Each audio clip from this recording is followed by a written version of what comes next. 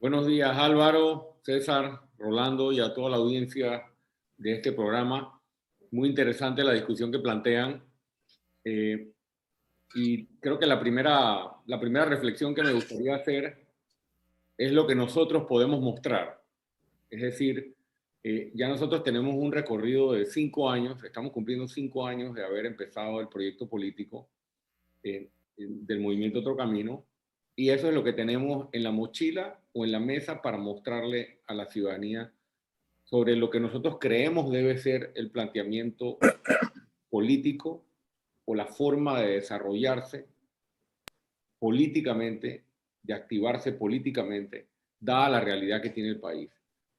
Y digo, tengo que decir que no se aleja mucho de lo que acabo de escuchar, porque ustedes me han estado escuchando en los últimos años, y este es el discurso que el movimiento Otro Camino le plantea a cada ciudadano cada vez que entramos a cada casa, en cada campo, en cada comarca, en cada montaña o en la urbe, en cualquier sitio. Tenemos 30 o 40 años de la política de chequera. Tal vez eso, y sin querer hacer comparaciones, pero tal vez eso podemos llevarlo a las palabras de que acabamos de escuchar, que hablaba de otros cascarones que existen por ahí. Yo considero que hoy tú puedes hablar de que existen cascarones que tienen mucha plata, plata pública, mucha de ella, y la política que hacen, que no debería ni siquiera llamarse política, porque me parece que es un insulto, es la política de repartir. Y con ese repartir, hacer creer a la población que está atendiendo o que está planteando soluciones. ¿Qué nosotros planteamos? Nosotros planteamos en cada comunidad en la que no llegamos nunca repartiendo absolutamente nada, y no porque no queramos ayudar a la ciudadanía, sino que nos hemos dado a la tarea de explicarle a cada ciudadano que la política tiene que ser de proyectos y de propuestas para la comunidad. Y nosotros siempre invitamos a cada ciudadano en cada visita que hacemos. A veces vemos una casa, te pongo el ejemplo de Changuinola, por ejemplo. En Changuinola llegas a una casa, en cualquiera de las fincas, no hay sistema de agua servidas, la gente vive prácticamente en medio de agua con excremento, no hay servicio de luz eléctrica, o es ineficaz o ineficiente, no hay agua potable, no hay seguridad, no hay acceso a salud digna. Sin embargo, hay un póster o una imagen de Benicio Robinson pegada en la puerta. Y tú preguntas, bueno, este es su candidato. Sí, sí, sí, porque él es el que nos ayuda. ¿Y cómo los ayuda si usted vive en estas condiciones tan paupérrimas? ¿Desde cuándo usted vive así? Yo vivo así desde hace 30 años, esto ha sido así toda la vida.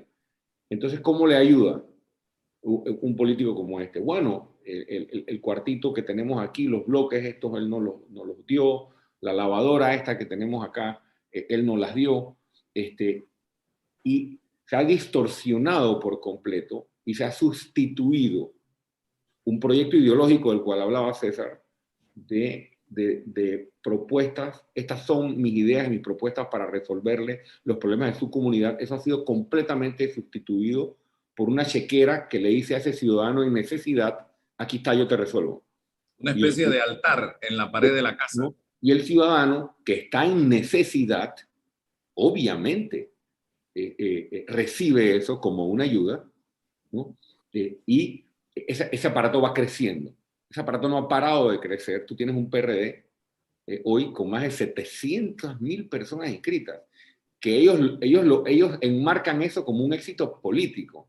Eso no es más que el resultado del tamaño de la chequera que tienen para repartir, ¿no? O sea, eso es proporcional a ello. Y si seguimos en esa tendencia, vamos simplemente, cerremos esto y convirtamos esto en República de Panamá S.A., donde la chequera que más grande sea es la que más ganado o más gente puede mover hacia aquí o hacia allá. Entonces, ¿qué le planteamos a la ciudadanía, a la comunidad? Cuando venga un político como estos, a repartir, usted puede agarrar su lavadora, puede agarrar sus $20 o sus $100, etcétera, porque son suyos, viene de su dinero, pero siéntese aunque sea un minuto con esa persona y pregúntele cuál es su proyecto para nuestra comunidad. Y muy probablemente no le van a poder responder. porque el único proyecto se llama chequera. Esa sería mi primera reflexión con respecto al debate que ustedes están planteando, porque, y esto hay que colocarlo en la realidad. Ok, ¿cuál es la realidad? Que hay una gran necesidad social, hay una gran necesidad por ingresos, por empleo, por alimento, por medicamento. Entonces, en ese escenario hay terreno fértil para la política de chequera y terreno minado para la política basada en planteamientos ideológicos o en planteamientos de proyectos de país. Entonces, no es fácil, sin embargo, se ha venido construyendo. Y con mucho respeto, y con esto tal vez termino el primer planteamiento, yo no creo que tenemos que añorar lo que ya fue. Y lo digo con mucho respeto. Cada momento histórico tiene el surgimiento de nuevas formas de organización. O sea, yo no creo que esta discusión o la discusión que debemos tener es cómo volvemos a tener la discusión X, Y o Z, sino cómo comprendemos, cómo entendemos por qué los partidos políticos dejaron de representar a los ciudadanos y cómo creamos nuevas organizaciones políticas que sí los representen. Definitivamente que tiene que haber espacios para la discusión, pero esos espacios para la discusión ideológica o de propuestas ya no son los antiguos cabildos, ¿no? Donde todo el mundo planteaba sus ideas. Hay mecanismos ahora mucho más modernos, tal vez más horizontales. Tal vez la discusión ideológica, aunque importante, ya no está en el primer plano de la discusión, sino la de soluciones eficaces a los problemas. Y por allí va orientado el movimiento Otro Camino, que lo primero que hizo fue presentarle al Tribunal Electoral nuestra visión ideológica. Ahí está colgada en nuestra página en sus 4 ejes, el económico, el político, el cultural, entre otros pues que desarrollamos ampliamente. Pero ese es el gran reto que tenemos por delante como sociedad, y nosotros, pues, entrando en la arena política. Recuerden, y con esto cierro, nosotros hemos constituido un partido político en medio de esta realidad de la que estamos hablando. O sea, hemos constituido un partido político en medio de la realidad, en medio de la peor crisis de los partidos políticos, entendiendo que si nosotros nos convertimos en exactamente lo mismo que han hecho los otros cascarones, o las otras maquinarias clientelistas, pues no habremos aportado nada a la evolución que tenemos por delante. Por eso estamos enfocados en crear una organización distinta. Sí, pongo sobre la mesa lo siguiente, voy con Rolando y César. En Panamá hasta el viernes habían 1.606.544 panameños afiliados, inscritos en partidos políticos. El PRD tiene él solo 698.256 miembros.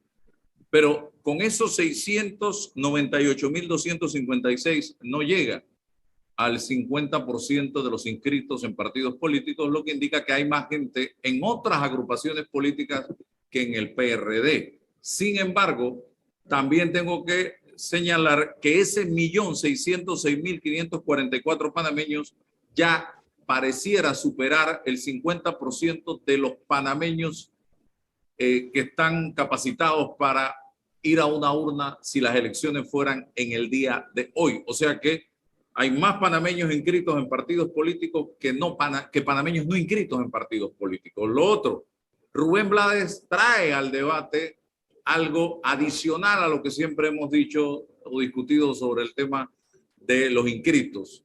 Yo he hablado, lo ha hablado César, lo ha hablado usted, Rolando, lo ha dicho Ricardo, el tema de toda esta gente inscrita en partidos políticos, comparte o no la visión de la dirigencia del partido, el tema de toda esta gente inscrita en partidos políticos, sabiendo las acusaciones de corrupción que hay en algunos dirigentes de estos grupos, el clientelismo político que promueven permanentemente, las negociaciones que se dan entre estos dirigentes y los gobiernos de turno, apoyan todo esto que se da, son parte de todo esto con su presencia allí en ese partido.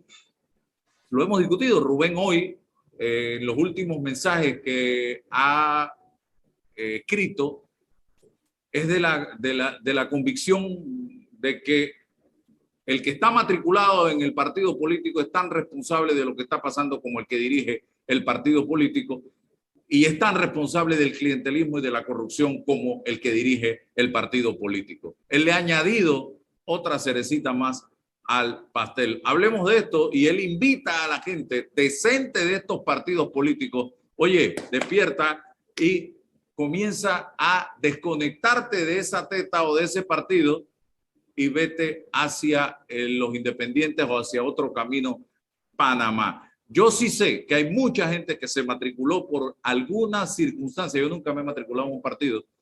Por alguna razón, por alguna circunstancia, por alguna situación. Y hoy día ni se acuerdan que están matriculados en esos partidos políticos, ni son activistas, ni participan, ni les interesa participar. Es más, hay gente que forma parte de un partido y ni vota por ese partido para las elecciones generales. Hablemos de eso. ¿Qué piensa Rolando, César y Ricardo? Bueno, ciertamente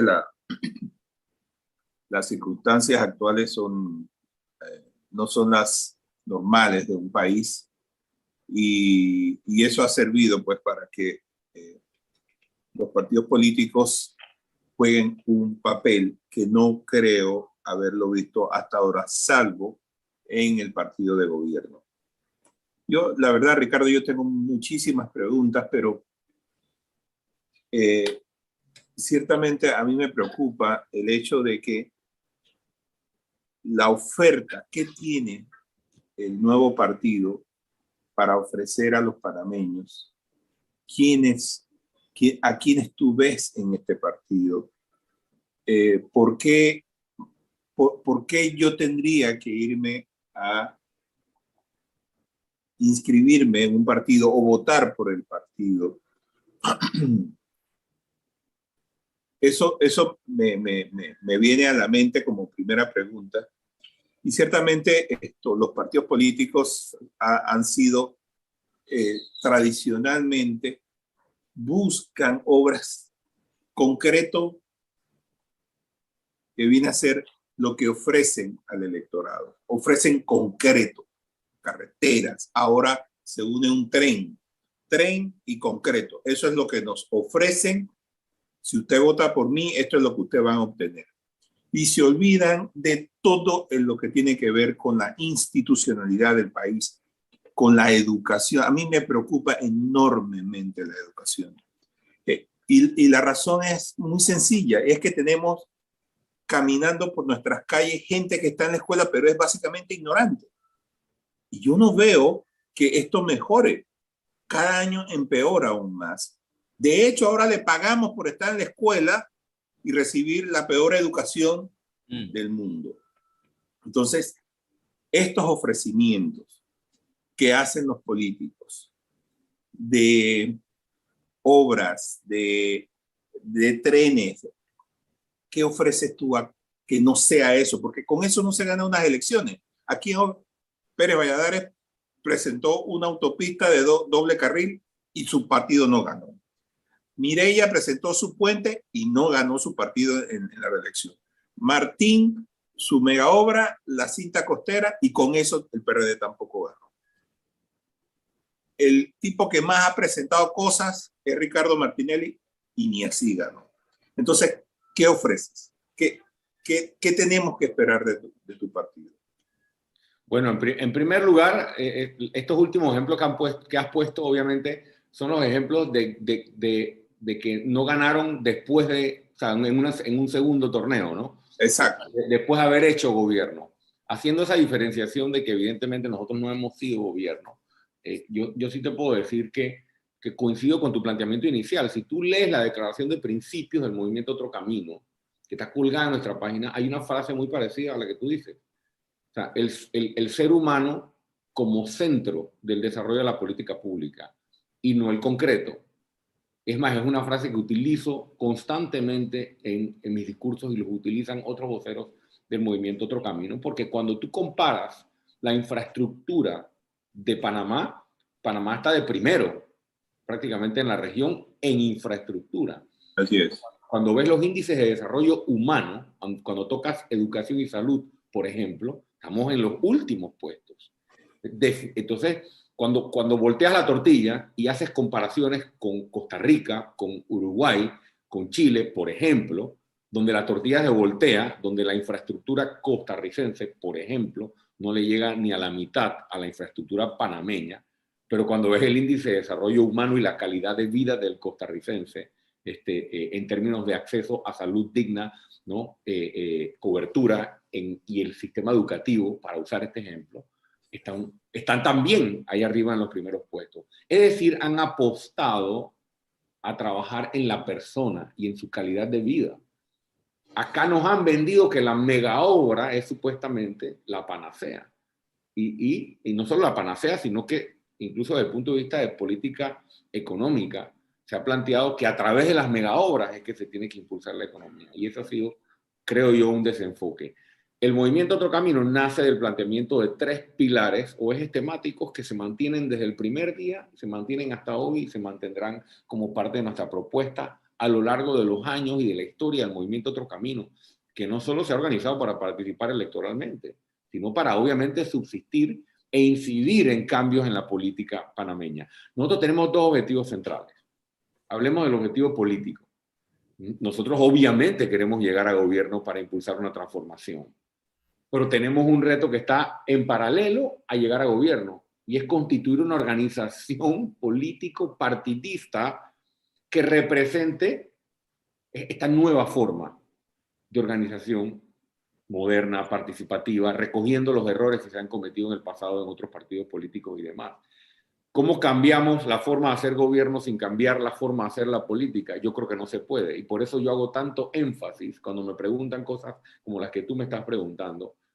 Yo puedo hablarte de los 3 pilares y te los voy a mencionar brevemente, pero primero invito a la ciudadanía a que vea, no que me escuche, vea qué va a hacer Lombana y el Movimiento Otro Camino. Antes de escucharme, vea, el Movimiento Otro Camino empezó hace 5 años, y en vez de tomar el camino fácil que todo el mundo ha tomado, de hablar de las megaobras o de repartir chequera y repartir plata, ¿no? Y esto es lo que tengo para ti, se ha planteado un recorrido distinto, planteándole a la comunidad 3 pilares y resaltando la palabra dignidad del ser humano en vez de clientelismo, porque tú no eres un pedazo de producto o no estás en una estantería para venir a comprarte. Eso ya es un planteamiento. Eso ya es un planteamiento y eso ya es una acción, y eso ya es una primera respuesta, Rolando, a qué tú ofreces, qué tú me ofreces para que yo piense en inscribirme. Ok, aquí hay un primer planteamiento. El desarrollo, la actividad política está planteada en la dignidad del ser humano, y bajo ninguna circunstancia, ni por estrategia, ni porque en Panamá las vainas son así, el argumento que quieras, se recurre a la política de chequera o a la política del resuelve. Los 3 ejes, el primero es el institucional. Si tú los lees, están colgaditos, estuvieron colgaditos allí y estarán en la propuesta que le presentemos al país, que es la reforma institucional a través del ejercicio constituyente, es nuestra postura, que atiende los 3 órganos del Estado y su reestructuración. Y esto está casado con el tercer pilar, que es la modernización de la administración.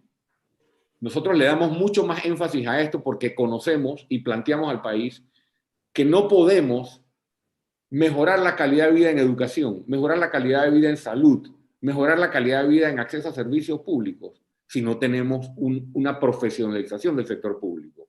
Y aquí volvemos al amarre con el clientelismo. Si los partidos siguen siendo maquinarias para generarle empleo a las personas y las personas siguen pensando que la única alternativa que tienen es inscribirse en un partido para tener derecho a trabajar, no habrá solución para este país. Quedaremos el 100% ignorantes dentro de 20 años, simplemente pasando de un partido a otro. Es dura esta lucha en medio de la realidad, porque los partidos tienen la plata de todos nosotros. Por eso, reformas institucionales, por un lado, pero modernización del Estado. Nosotros planteamos la creación de un instituto de formación del servidor, como existe en los países que mencioné y como existe en España.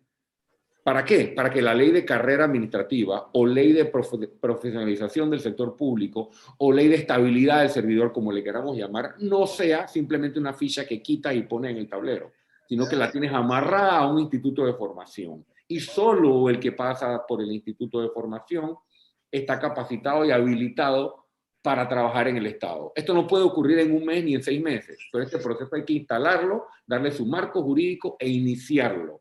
Eso nosotros lo planteamos Y es el planteamiento nuestro con respecto a lo que decía Rubén Blades en su carta. ¿Cómo se combate el clientelismo? Bueno, con una propuesta que inicie el camino hacia la profesionalización del sector público y a tratar al ciudadano como ser humano, generando las inversiones privadas, locales e internacionales, para que el empleo se genere en el sector privado, que sea la empresa privada la que mueva la economía y no seguir creciendo el Estado, creciendo el Estado, creciendo el Estado, creciendo el Estado, hasta que sea insostenible el sistema. Y en el eje social, para no alargarme mucho más, y me disculpo por lo extenso, pero la pregunta fue muy profunda, en el eje central está salud y educación. Nosotros hemos identificado las dos prioridades nacionales, salud y educación, y para ellas tenemos una visión y tenemos una propuesta específica. Y cuando nosotros vamos a las comunidades, nosotros hablamos de esto y nos sentamos en cada portalito de cada casa y hacemos conversatorios en la cancha de basquetbol y hacemos conversatorios en el gimnasio, cuando hay gimnasio, o hacemos conversatorios en la mitad de la terraza o en el patio o debajo de un palo de mango, y en todo el país hablamos de esto. No llegamos diciendo, aquí, ¿qué es lo que necesita la vereda? La vereda te la voy a hacer. ¿Qué es lo que necesitas? Que te nombre a tus hijas. Todas tus hijas te las voy a nombrar. Tranquilo que yo te voy a resolver y aquí tienes 100 palitos para la caja de cerveza. Y ese trabajo se hace día tras día, se hace semana tras semana y se hace en todo el país. ¿Y con quién? Bueno, somos 47.000, Rolando, ahora mismo. Y estamos en la tarea de sumar más personas. Y esto es lo que está pasando mientras estamos conversando. Está conversándose sobre la posibilidad de una gran integración de figuras independientes o de figuras que pensamos igual, ¿no? Sea Rubén Blades, sea Ana Matilde Gómez, sea Juan Diego Vázquez, sean otros, y nosotros iremos mostrando de aquí hasta nuestra convención constitutiva, que es en mayo, esas caras y esos equipos para ejecutar algunos de estos planteamientos. Es lo que proponemos. Si yo tuviera que decirle, en resumen, hoy a una persona como Rolando u otros, ¿por qué me tengo que inscribir? ¿Por qué me tengo que matricular? ¿O por qué me invitas, Ricardo, a matricularte en el esfuerzo? Y lo último, tal vez es un argumento un poco más superficial, pero bastante realista, luego de haber recorrido el país por 5 años. La gente que dice, bueno, lo que está planteando el Movimiento Otro Camino está bien, pero ¿con quiénes? Con ustedes mismos. Mírense al espejo, no anden mirando para los lados a ver quién va a venir a resolver los problemas. Los problemas los tenemos que resolver involucrándonos también. Digo, obviamente no me estoy metiendo en el plano periodístico, yo sé que tú eres periodista, Rolando, no es que estoy traspasando esa línea, estoy poniendo el ejemplo de que hay muchos panameños que están del otro lado, ¿no? Están del otro lado. Bueno, llegó el momento de remangarse. Así como en el 87, mucha gente sacrificó porque el riesgo que corría el país era grande. Yo invito a los panameños a que dejen de preguntarse, bueno, ya yo he visto algunas figuras con Lombana, ¿quién más va a gobernar con Lombana? Bueno, estamos integrando esos equipos. A mí se me criticaron 4 cosas de manera muy legítima en el torneo anterior. La primera que me criticaron, la estructura. No tenía estructura. Bueno, ahí está el partido político con una estructura nacional. Me criticaron legítimamente que no iba a tener diputados el Movimiento Otro Camino, que si yo ganaba la elección iba a tener un infierno contra la Asamblea. Bueno, la plataforma del Movimiento Otro Camino podrá postular candidatos a la Asamblea Nacional y con las alianzas correspondientes procurar lograr mayoría en la Asamblea Nacional. Me criticaron el equipo de trabajo. Bueno, ¿y quién va a gobernar con Lombana? Bueno, estamos precisamente sobre la plataforma del Movimiento Otro Camino, creando esos equipos. Y por último, el plan de gobierno. Bueno, a partir de la Convención Constitutiva, nosotros le empezaremos a plantear al país esta visión, esta propuesta y las soluciones que tenemos para los problemas. Y gracias por la paciencia de escuchar. César. Sí. Ricardo, permíteme polemizar un poco sobre las ideas, porque yo aquí lo he dicho siempre, la política es un deporte de contacto y todo esto pareciese muy romántico, porque inicio diciéndote que no conozco, todavía no he leído en ningún proyecto político, en ninguna plataforma política, un partido, una organización que diga que el hombre no sea el centro de sus esfuerzos, utilizando el humanismo desde lo ideológico. Sé que todos lo dicen, todos los esfuerzos están en función del hombre, pero todo esto se va tergiversando cuando ya en la forma de hacer gobierno uno mira la relación entre la libertad individual y el Estado. pareciese que entonces todos los esfuerzos, todas las justificaciones se dan en el plano de la burocracia, de las funciones del Estado, y se relega al hombre, se relega al individuo hasta la última expresión, se cosifica. Entonces, ¿dónde quedó todo esto en la plataforma? ¿Cómo hacemos? Entonces, no sé cuál es el concepto de democracia. Y disculpa que generalice mucho, porque es que estos son los momentos de generalizar. ¿Qué es la democracia? Porque si yo le pregunto al alcalde de Panamá, ¿dónde está el humanismo de él y dónde está la democracia? Él me va a decir, bueno, es que ya yo hice una consulta de 22 personas y yo considero que esa es la democracia. Si yo le pregunto al ministro de Salud, hombre, pero ¿y qué pasó con la libertad de las personas? Yo ayer veía el Super Bowl y alguien decía, pero esta es la libertad de los gringos, qué maravilloso, la autorregulación, el autocontrol.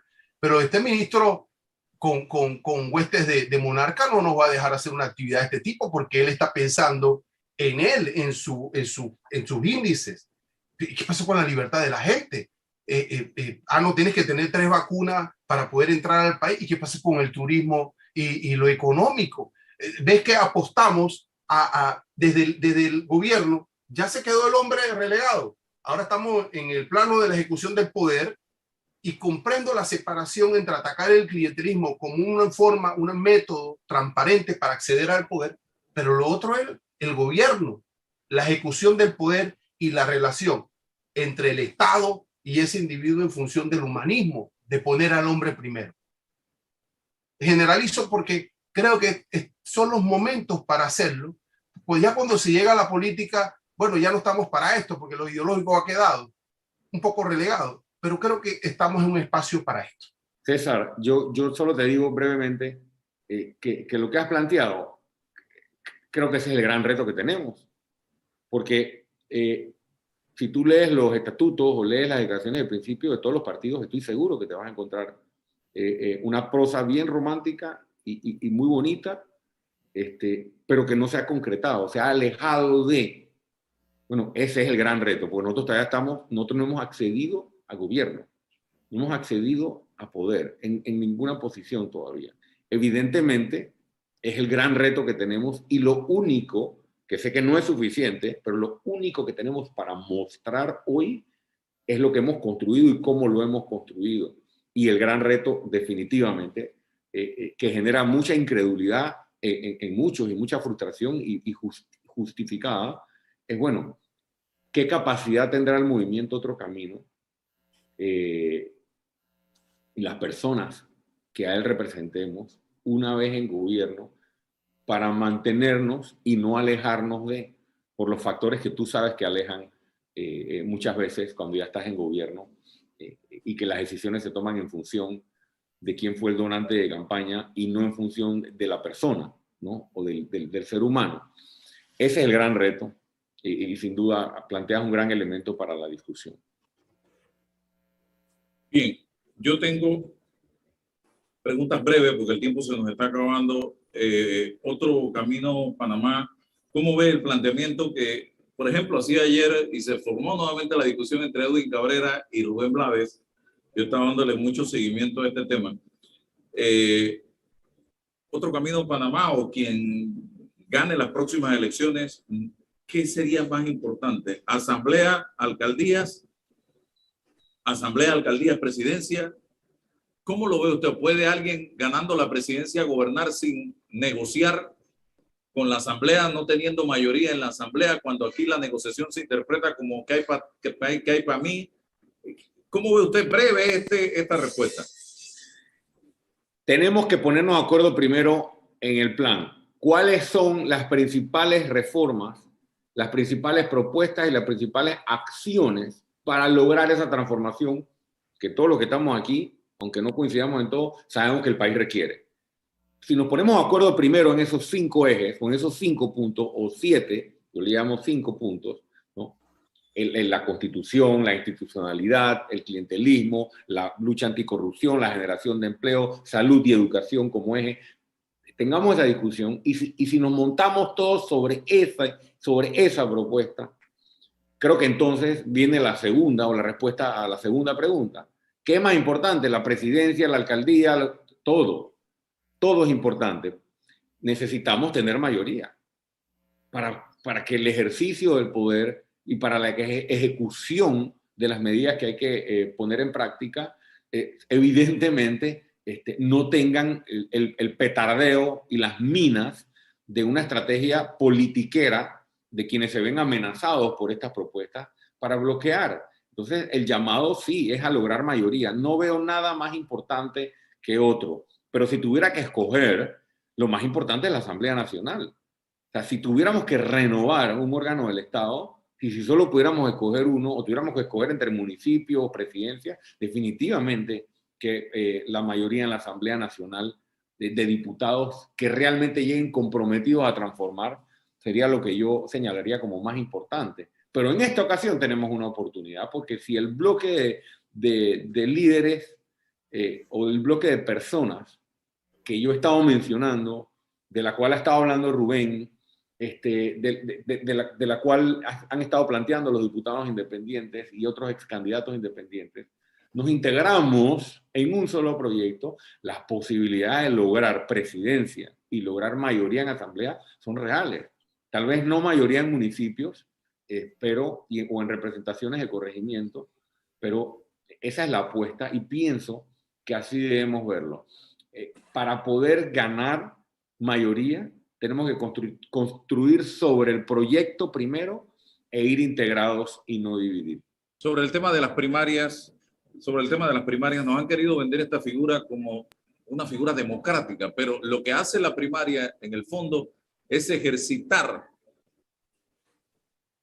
poner en calistenia a la chequera de que usted habla y ofrecernos un menú electoral que no tiene muchas veces nada que ver con las necesidades que enfrenta el país. Y por ahí se van colando todo tipo de calañas. Y lo otro, si usted pretende a través del partido, o mejor, Otro Camino Panamá dentro de sus estatutos permite postular a personas no inscritas dentro del colectivo o tiene la persona que inscribirse en Otro Camino Panamá. Y lo tercero, si usted se estaría dispuesto a participar en una primaria presidencial dentro del colectivo con Rubén, con César, con Rolando, con Álvaro, con el que sea. No, bueno, yo te gano, Ricardo, yo te gano. Sí, sí. Yo acepto tanto un reto en el terreno de juego con César Ruilova, ahí en tercera o en el campo corto, o también sí, jugamos juntos por varios años en la Facultad de Derecho, buenos tiempos. Dile que éramos buenos, porque Álvaro siempre me ha criticado. No. Álvaro cree que porque es herrerano es bueno en béisbol. Así es. No, el hecho de que seas herrerano no significa que juegas pelota de una vez. Exactamente. Bien dicho. Miren, voy por partes y breve porque sé que el tiempo es corto. Yo no tengo ningún problema con las primarias. Va a haber primarias para la elección presidencial de nuestro candidato. Que quede clarísimo eso. Y ahí puede participar Ricardo Lombana, Rubén Blades y cualquier otro panameño que venga y cumpla con los requisitos que están en nuestro estatuto para poder ser candidato. Segundo, nuestro estatuto permite, pensando precisamente en esa nueva forma de organización política moderna, participativa, que tú puedas ser postulado aunque no estés inscrito en el partido. Es una realidad que permite nuestro estatuto. Y con ello, evidentemente, quedó abierta desde el nacimiento del movimiento, porque recordemos por qué hicimos el partido. El partido lo hicimos en gran medida por necesidad, ¿no? Porque no íbamos a permitir que nuevamente nos cerraran la puerta y nos pusieran todas las zancadillas que nos pusieron. Entonces vamos a crear una plataforma lo suficientemente flexible para integrar la visión que hemos presentado varios de estos panameños y panameñas en torneos electorales anteriores y a la opinión pública, pero a la vez que pueda integrar candidaturas a todos los cargos a nivel nacional, muchas de ellas independientes.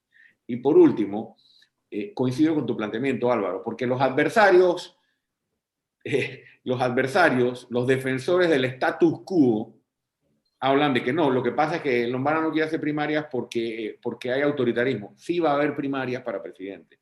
El tema está en los otros cargos. Y hay que entender por qué. En muchos países no hay primarias. Hay mecanismos democráticos de selección de candidatos.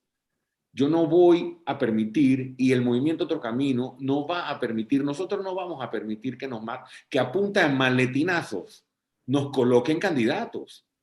Que eso es lo que pasa. O sea, nosotros ahora tenemos que hacer una elección de líderes nacionales. Y recordemos que aquí no hay fiscalía electoral. Porque ese es otro tema. O sea, la gente habla de, bueno, las primarias son democracia, no democracia, nada. Porque no hay fiscalía electoral. Aquí entregan plata en efectivo el día de los torneos electorales, en la nariz de la fiscalía electoral, en la nariz del tribunal electoral. Y mueven votos para aquí, para allá, a punta de plata. Y no pasa nada. Entonces yo tengo que abiertamente y alegremente entregar nuestro esfuerzo al dinero sucio. No, señor. Prefiero ser criticado por tener otro mecanismo de selección de candidatos. Y el que no está de acuerdo, lo respeto, pero esta es nuestra propuesta para combatir el sistema. Tenemos que cuidar lo que hemos hecho. Ahora tenemos que hacer una elección de líderes nacionales, por ejemplo, ¿no? Si nosotros permitimos, ok, elecciones, viene un maletín, viene el dinero sucio, viene la plata de Odebrecht en maletines, o de quien sea, o del narcotráfico, me financian un poco de gente que se inscriba, financian un poco de candidatos, y con dinero sucio, sin fiscalización de ningún tipo, quedan postulados candidatos que responden al narcotráfico, al crimen o a otros intereses. Ese es el argumento en contra de la primaria, no el cortarle la posibilidad a candidatos. Todo el que quiera aspirar va a poder aspirar, pero tenemos nuestras reglas para proteger el esfuerzo político que se ha hecho, porque en el momento en que lo abrimos a los maletines dejamos de representar precisamente a las personas, al ser humano, y entonces quedamos teniendo representantes que lo que quieren es infiltrar el partido para llevarlo en otra dirección. Rolando, algo breve, por favor. Sí, mira, hay una cosa que a mí me preocupa muchísimo y es el hecho de que en mis años del ejercicio del periodismo, que son alrededor de 40, he visto de cerca la corrupción. Y la corrupción se mueve y respira. Y yo creo que es un ser vivo la corrupción. Si tú no encajas en una oficina donde hay 7 personas corruptas, esas 7 personas te expulsan. Entonces, durante décadas se ha construido una red de corrupción cuyos ejemplos más palpables los podemos encontrar en la Asamblea Nacional, como tú bien sabes. Entonces, yo quisiera saber cómo va a enfrentar esta pared, este partido, porque ellos son una pared, o sea, es una fuerza que tiene poder, que tiene dinero, que tiene la voluntad de sobrevivir, sea lo que sea. Entonces yo quisiera saber qué plan tienes tú para eso. Bueno, nos estamos organizando, Rolando, para ello. Nos estamos organizando para postular a la mejor oferta electoral posible en materia de diputados, ahora específicamente, para poder ganar mayoría o al menos acercarnos lo más posible a esa mayoría. O sea, no tenemos otra alternativa que organizarnos para tener los mejores candidatos y candidatas posibles, para tener las mejores propuestas posibles y combatir al clientelismo o al crimen organizado o a quien sea esa pared que está del otro lado. Y yo me siento optimista de que tal vez no vamos a poder derrotar o romper toda la pared en esta vuelta electoral, pero sí con el trabajo que han hecho los diputados independientes en la Asamblea Nacional y con lo que la ciudadanía ha visto de la corrupción en la Asamblea Nacional, creo que se puede lograr un número importante de diputados. O sea, yo creo en esto, de verdad. Si no creyera en esto, tal vez estuviéramos promoviendo otro tipo de mecanismos, ¿no? Para poder romper esa pared. Y si al final del camino lo único que nos queda el día de mañana es ir a las calles para poder derrotar una pared que nos está robando el futuro, bueno, eso se planteará en su momento, pero nos queda una posibilidad todavía de hacerlo así, de hacerlo a través del sistema, hacerlo con las reglas, pero es muy duro, ¿eh? Yo sí soy realista cuando tú planteas la pared. ¿Y sabes quién forma parte de esa pared? Del Tribunal Electoral, ¿no? Porque el Tribunal Electoral avala ese sistema que se ha construido de esta manera. Es decir, cualquier amenaza con romper esta pared es una amenaza contra el status quo, contra lo que siempre ha sido así y siempre se ha hecho así. Invito a la ciudadanía a que se involucre, a que participe y a que apoye para poder derrotar a los diputados corruptos, que no son todos los diputados corruptos, pero los que forman parte de esta pared. Sí es posible, yo pienso que sí es posible. César, para terminar. Sí, Ricardo, me preocupa mucho tu visión sobre el tamaño de los partidos. Eso de que este tiene 700.000, el otro tiene, eso es cuantitativo, pero lo cualitativo, estos que participan, que tienen otra visión, que discuten, que debaten dentro del partido, en la mayoría de las veces lo tienen como paria, como sospechosos, como lo tienen como espía. O sea, entonces, ¿para qué estás en un partido? ¿Cuál es tu visión a nivel interno? ¿Promueves el debate, que haya críticas, que haya... ¿Qué pasa allí? Por supuesto que sí, y el propio estatuto tiene sus mecanismos planteados. Digo, ahora mismo recuerden que nosotros somos una organización en formación y, nuestro esfuerzo está en organizarnos, pero por ejemplo, te planteo, nosotros tenemos mecanismos de democracia directa. Nosotros estamos desarrollando aplicaciones tecnológicas para que a través de este aparato, en menos de 24 horas se pueda consultar a la membresía qué piensa de tema A, qué piensa de tema B. No estoy diciendo que esta sea la versión moderna del cabildo, del cual hablábamos, pero estos son mecanismos que se utilizan en Europa para consulta directa de la membresía. La ley electoral es tan arcaica que todavía nos siguen cerrando en que hay que hacer una convención y los órganos del partido. Eso está bien. ¿Y la membresía qué? Ahora tenemos una posibilidad, a través de una herramienta. En menos de 24 horas se le puede preguntar a la membresía cuál es su posición sobre tema A, sobre tema B y sobre tema C. Segundo, existen espacios para la discusión, para el diálogo y para la formación.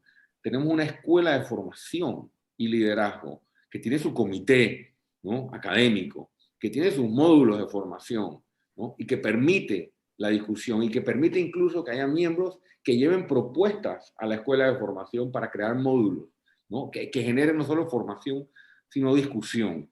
Y creo que así mismo se irán planteando otros mecanismos para la discusión. Nosotros tenemos por delante que definir la postura nuestra en varios temas importantes y controversiales en este país. Bueno, para eso habrá que generar una discusión, pero necesito tener el papelito, así como cuando te dan la idoneidad, bueno, necesito tener la resolución que nos constituya como partido político debidamente constituido, que todavía no lo somos, y haber superado o ponerle el gancho a la parte de organización, y entonces ahora poder mostrarle a la ciudadanía estos mecanismos de discusión y los planteamientos ideológicos a los cuales te referías. Última pregunta. Rubén Blades, en el fondo, plantea una revolución. La palabra revolución a mucha gente le suena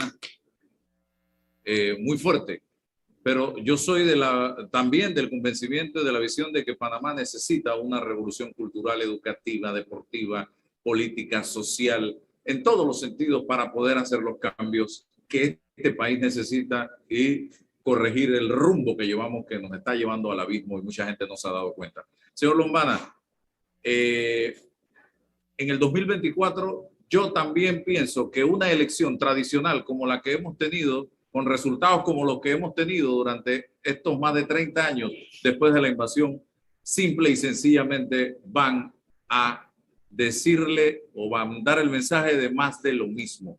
¿Qué piensa usted de esa revolución que plantea Rubén Blades y cómo la haría?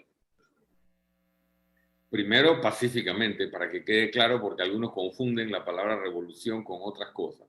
Pacífica y democráticamente. Y segundo, estoy de acuerdo, que es lo que el país requiere. La palabra revolución estaba en varias líneas y en varios párrafos de los compromisos que nosotros le presentamos al país en el 2019. Y el que lee la declaración de principios en nuestra página o en nuestros pilares la va a encontrar también.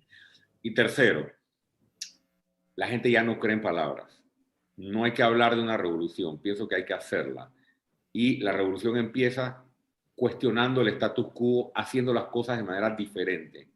Y reitero, para mensaje de cierre, que observen cómo estamos haciendo la política nosotros. Nosotros lo estamos haciendo contra el sistema, contra la forma en que siempre se ha hecho, ¿no?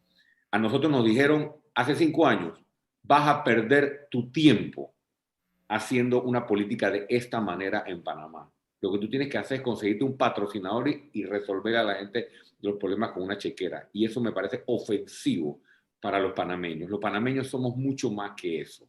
Entonces, hacer la política de otra manera ya es por sí un acto revolucionario. Los discursos están bien, Álvaro. Los escritos están bien. La revolución se hace, ¿no? Y hay que entender que tal vez ya empezó con lo que hemos venido haciendo nosotros, con lo que está haciendo Juan Diego, con lo que está haciendo Edison, Gabriel, otros independientes y otras figuras que tal vez no están en la arena política.